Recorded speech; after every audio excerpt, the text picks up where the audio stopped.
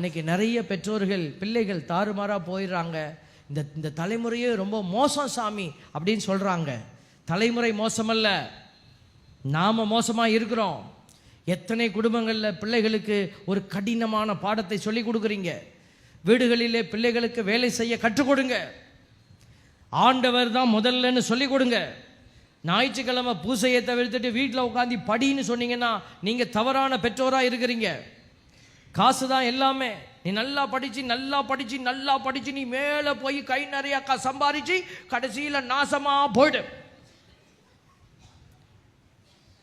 எத்தனை குடும்பத்தில் எல்லா பெற்றோருக்கும் ஒரு ஆவல் உண்டுங்க, நம்ம பிள்ளை நல்லா படிக்கணும். உங்கள் பிள்ளை ஒரு நாளாவது பைபிள் படிக்கணும்னு ஆசைப்பட்டிருக்கீங்களா? உங்கள் பிள்ளைகளை கூப்பிட்டு இப்போ ஒரு 5 வசனம் சொல்லுப்பா, மனப்பாடமாக சொல்லுன்னு கேட்டால் உங்கள் குழந்தைகள் சொல்லுமா? இல்லை நீங்கள் சொல்லுவீங்களா?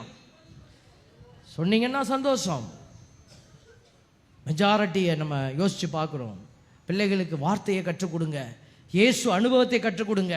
நீங்கள் பெற்றுக்கொண்ட இயேசு ஆண்டவருடைய அனுபவம் என்னங்கிறத ஒரு நேரம் கிடைக்கிற போது பிள்ளைகளோட பகிர்ந்து கொள்ளுங்க.